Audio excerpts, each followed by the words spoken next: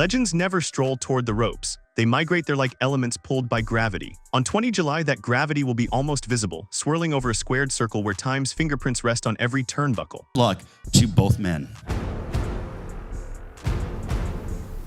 One man, Manny Paqiao, represents a living archive of 2 decades, worth of blood, speed, and national pride. The other, Mario Barrios, embodies every unsatisfied dream that flickers in a Texas gym long after the lights are off. When they meet, they will not simply decide which glove lands last. They will decide which season boxing believes in, the eternal spring of remembered greatness or the stormy summer of new ambitions. Before any pay-per-view countdown or presidential rumor, Pacquiao was a barefoot teenager chasing buses so he could sell bread to passengers through cracked windows. He learned early that a fist offered a more certain wage than hope. I started my amateur boxing when I was 12 years old.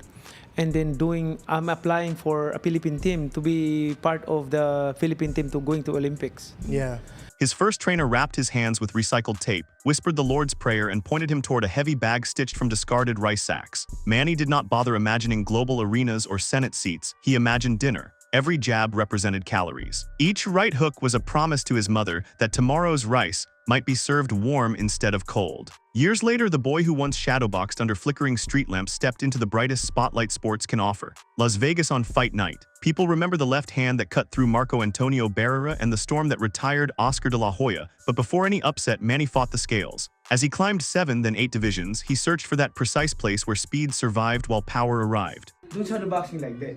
Yeah, it's lazy, right? Just kind of... When you do the shadowboxing like that, what is that for? Because you can apply that in a habit. You become a habit. When you start boxing like...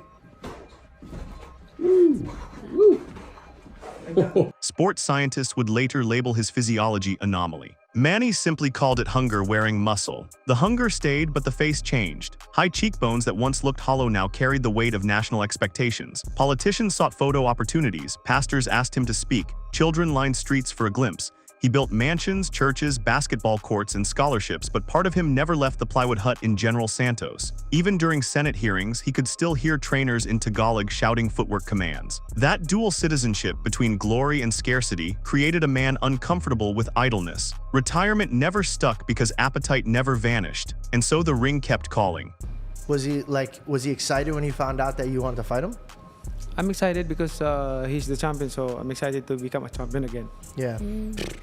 Across an ocean, Mario Barrios studied him the way astronomy students study distant constellations, part admiration, part aspiration. The Texan came from San Antonio's west side, a place smelling of tacos, hot asphalt, and perpetual construction. His parents worked double shifts so the family gym's monthly fee wouldn't cancel. Mario learned early to keep his chin tucked because medical bills were expensive. On sparring days, he arrived first, laced gloves quietly, and glared at the clock, hoping someone just 10 pounds heavier would walk through the door. Bigger men taught him humility in the morning and resilience by evening. Across an ocean, Mario Barrios studied him the way astronomy students study distant constellations, part admiration, part aspiration. The Texan came from San Antonio's west side, a place smelling of tacos, hot asphalt, and perpetual construction. His parents worked double shifts so the family gym's monthly fee wouldn't cancel. Mario learned early to keep his chin tucked because medical bills were expensive. On sparring days, he arrived first, laced gloves quietly, and glared at the clock, hoping someone just 10 pounds heavier would walk through the door. Oh, you're 30, he's 46, hasn't fought in 4 years. Like, in your mind, how do you see the fight going? How are you going to beat Manny, or what do you see yourself doing to him? Yeah, no, I just had to use, all of that, like the, as busy as I've been in my career, the attributes I have, the skills. Bigger men taught him humility in the morning and resilience by evening. 6 promoters called him the future, a label flattering at first and exhausting later. Future implies tomorrow, yet tomorrow never arrives. It keeps stepping back as you chase it. Barrios collected regional belts, highlight knockdowns, and the respect of hardcore fans, but he did not collect an echo loud enough to drown out people asking, "What's next?" A showdown with a legend answers that question in capital letters. Fighting Pacquiao is not simply a payday. It is a chance to place your narrative inside someone else's folklore and bend it to your own purpose. So camps opened. In Hollywood, Pacquiao's team occupied the old wild card gym where sweat falling on the floor is practically holy water. Conditioning coaches built workouts around fast-twitch resurrection. Could a 46-year-old engine still redline? Manny insisted yes. He ran Griffith Park's hills at dawn, lips murmuring hymns between breaths. At night, he studied past opponents' footage, not to relive victories, but to critique posture, shoulder roll, pivot angles he once executed effortlessly. Prideful champions remember more mistakes than triumphs. They obsess over erasing them. In San Antonio's heat, Barrios reopened scars from previous weight cuts, leaning out until every abdominal groove surfaced. His trainers pounded focus mitt 6 days a week, singing a metronome's rhythm: jab, jab, right, left hook, pivot out, jab again. They did not chase volume, they chased inevitability. Mario learned to treat the body like a bank account. Small investments to the ribs compound into fortune during the championship rounds. He visualized Pacquiao's knee bending ever so slightly, signifying the moment youth finished splintering legacy. Fight week arrived, draped in neon hotels and the unique silence found only in corridors beyond casino carpets.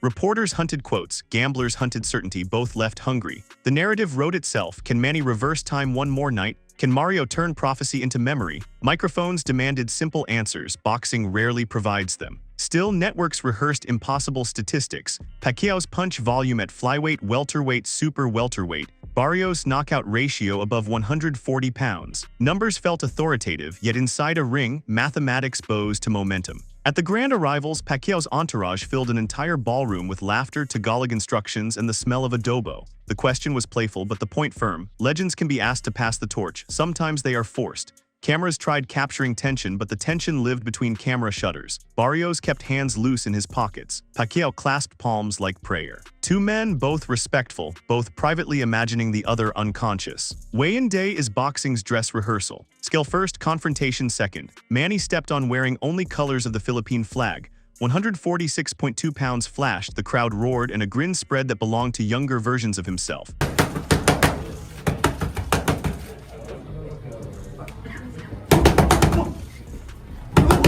He flexed, hopped down, and drank water as if the bottle contained holy promises. Barrios followed bone-dry, eyes locked forward. 146.8. Applause, then hush as they faced each other.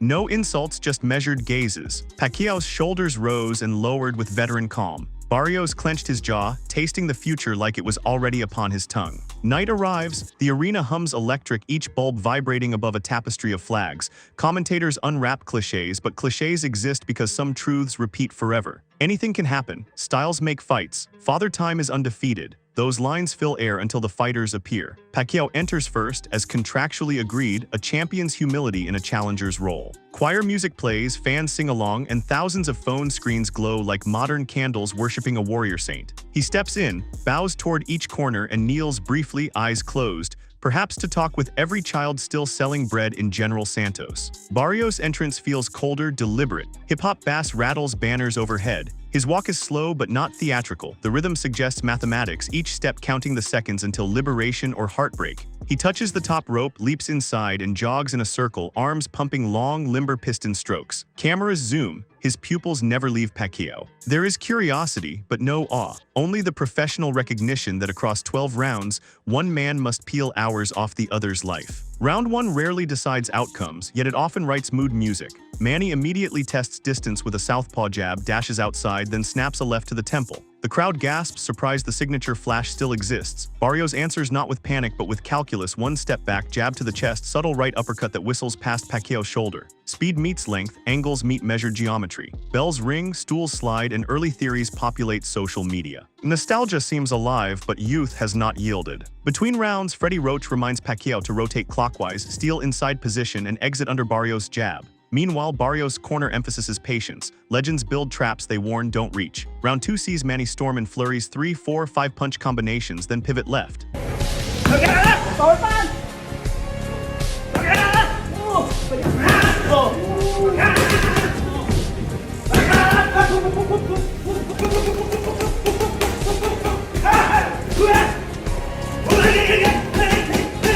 Barrios eats 2 shots, answers with a thudding hook to the ribs that forces a grunt from lungs once considered inexhaustible. It is the first sign that the calendar, unseen, stands ringside. Rounds 3 through 5 settle into their own morality play. Pacquiao lands crisp counters whenever Barrios pauses mid-combination. Barrios, undeterred, sticks to the body. The sound resembles axe against oak. Some fans cringe, others sense inevitability. In round 5, Manny opens a small cut on Barrios' brow with a short right hook, an unlikely punch for a southpaw but evidence that reflexes still spark. Blood drips, the younger man smiles as if baptized. The midpoint arrives and so does judgment. Pacquiao's footwork, though still orchestrated by years of instinct, begins showing micro-delays. He takes half beats before reloading, small enough to escape casual eyes, large enough for Barrios to notice. Round 7 sees Mario double the jab, bring the right cross downward onto Manny's chest, then whip a left hook high. Cameras capture sweat spraying from Pacquiao's hair. He resets, nods, and invites it again. Crowd erupts. Pride acknowledges pain but refuses concession. Legends carry invisible tools, uppercuts thrown from odd angles, feints that disguise age, ring generalship honed by 100 solutions to 100 dangers.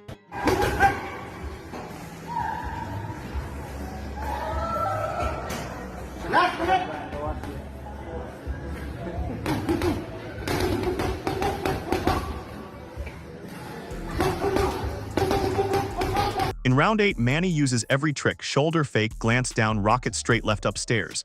It lands, Barrios' legs dip, and for 11 seconds the entire arena believes the miracle narrative may repeat. Yet youth stabilizes. Barrios clinches, breathes, steps out, resumes jab discipline. That sequence, brief but thunderous, becomes the night's pivot. From then, each minute demands more from Pacquiao's reservoir than remains. Rounds 9 and 10 prove uphill. Barrios' body attack has harvested dividends. Manny's torso tightens, legs stiffen, and combinations compress from 5 punches to 2. Still, his eyes burn bright. Offense may fade last in warriors. He flings counters with memory's guidance even as sinews protest. Barrios, sensing sway, becomes bold. He paints the canvas with hooks, left to ribs, right upstairs, left upstairs. Manny answers, but velocity faults. Once lightning, now heavy rain. Round 11 defines cruelty's elegance. 20,000 throats chant Manny, Manny, as if volume could reverse biology.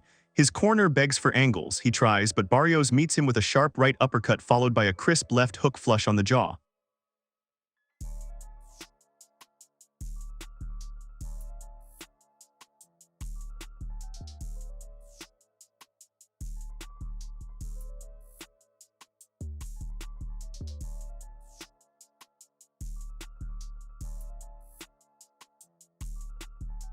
Pacquiao stumbles into the ropes, referee's count begins. He rises at 8, gloves steady, eyes clear enough to warrant continuation. Barrios does not recklessly pounce. He measures, slips a counter, and digs again to the body, wise to history's lessons. Finish smart, not wild. The final round arrives drenched in meaning regardless of cards. Pacquiao grows younger for 30 final seconds, emptying every fiber, dart in, double left, corkscrew right hook, pivot, reset. Crowd roars its appreciation for rebellion against physics. Barrios matches intensity but not emotion, operating with assassin's cool. Bell sounds. Both men freeze, stare, then embrace. Pacquiao's arms tiny beside Barrios' shoulders, yet significance beyond scale. Judges write numbers, arena holds breath. Decision, unanimous, 115-112, 115-112, 116-111 for Barrios. Gasps echo, cheers surge, tears mix grief and celebration. Manny lifts Mario's hand high, nodding. Barrios whispers, "Thank you, champ," audible on ringside mics. Cameras capture Manny's gentle grin, half pride, half farewell. The ring floods with family, trainers, regulators, obligations. Yet time slows around two men who just exchanged parts of their futures. Press conferences begin with platitudes. Barrios thanks God his parents' Texas. He says Pacquiao still hits harder than any welterweight he's faced. Promoters salivate over new doors, unification bouts, pay-per-view potential, cross-border marketing. Journalists ask about pressure. Barrios answers with humility learned through blue-collar lineage. Pressure is my mom balancing bills. A fight is a fight. Pens scribble, headlines breathe. Pacquiao arrives 20 minutes later wearing sunglasses not to hide damage but to shield emotion. He praises Barrios, apologizes to fans, suggests maybe this is the right sunset. Reporters prod, "Do you retire?" Manny smiles softly. "I will pray." He recounts the early years, piggybacking onto trucks to reach Manila gyms, sending half his first purse home. He thanks the Philippines for believing a small man could make giants fall. He leaves stage left, a senator again, perhaps a future president, definitely immortal. But stories never conclude with microphones. The real coda unfolds in dressing rooms. Barrios sits on a plastic chair while trainers peel tape from swollen hands. Every pop of adhesive reminds him of ribcage collisions. A legend is going to be across from me, trying to, take my WBC world title. But, it's, for me, it's just, I have all the respect for him. I have nothing but good things to say about him outside of the ring, but inside of there, he's just another man, trying to take what's mine. He stares at the WBC strap, green leather, gold plating, Pacquiao's name newly added to list of conquered foes, and realizes life will not be private again. Opportunity and scrutiny travel in pairs. Down the corridor, Pacquiao's team moves quieter than usual. Freddie Roach places wraps gently into a duffel like retiring artifacts. Bubi Fernandez hums a Viscan lullaby that Manny's mother once sang. Manny himself showers, dresses, and pauses before the mirror. Bruised cheekbones do not surprise him. What surprises him is the peace. Perhaps tonight's deficit is simply arithmetic finally paid in full. Not failure, but settled debt. Meanwhile, television crews dissect technicalities. Analysts roll footage in slow motion showing Barrios' consistent jab interfering with Pacquiao's rhythm. They praise Manny's bravery but highlight diminished bounce. Fans on forums debate stoppage possibility, judge bias, age handicaps, mythical prime matchups. Boxing is democracy of opinion where ballots count equally regardless of knowing foot placement subtleties or just following viral clips.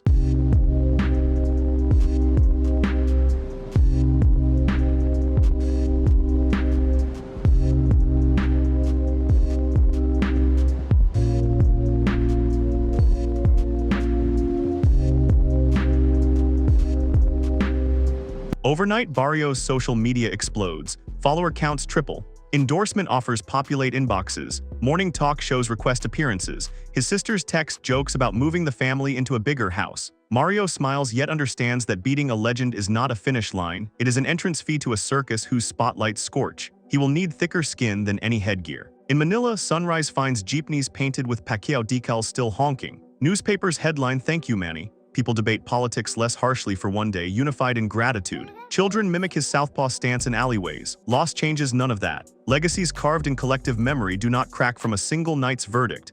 They accumulate shape slowly, like sculptures hammered by both victory and defeat. Back in Texas, a muralist begins sketching Barrios' silhouette on a gym wall. Teenagers gather, phones raised, capturing fresh myth. Coaches tell students, look at what dedication buys.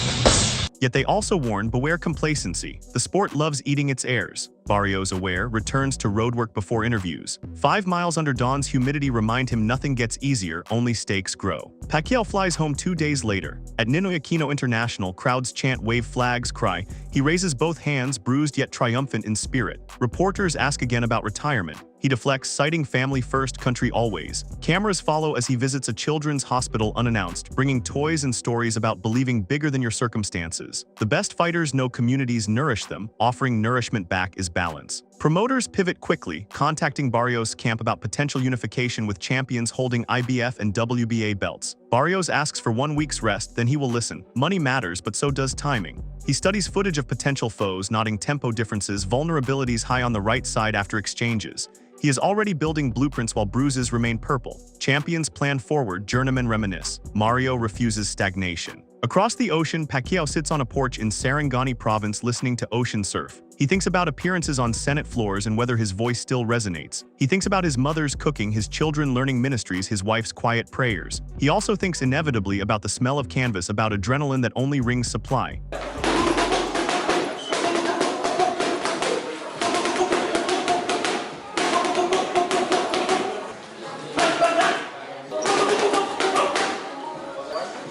Withdrawal is not physical, it is existential. Fighters quit fights, fights seldom quit fighters. An ESPN documentary crew petitions for a film titled The Last Storm. Manny consents, on condition portions benefit orphanages. Filmmakers capture him sparring lightly with amateurs, instructing them on pivot foot, rhythm disguise, humility. He laughs, corrects, praises, repeating lines once told to him by mentors long gone. Circles complete even as new circles begin. That same night, Pacquiao, seated with family, watches from his living room. When Barrios lands the finishing hook, Manny claps gently. He's getting better, he says, half proud mentor, half competitive spirit stirring.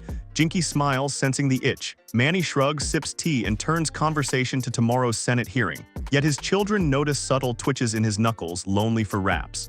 The story endures beyond broadcast rights and highlight reels, because boxing at its hardest core stays human. A champion from the streets of General Santos and a technician from the barrios of San Antonio walked through common doctrine: glorify family, defy odds, respect craft. For one night and maybe forever, they prove generations can meet without surrendering dignity. Pacquiao carried yesteryear on aging shoulders, Barrios carried tomorrow in steady hands. Together, they authored a reminder that greatness is neither borrowed nor inherited. It is summoned, round by round, heartbeat by heartbeat, until the final bell frees two exhausted fighters to discover who they might become outside the ropes. Subscribe to Knock Radar for insider fight rumors and the real stories shaping the world of boxing.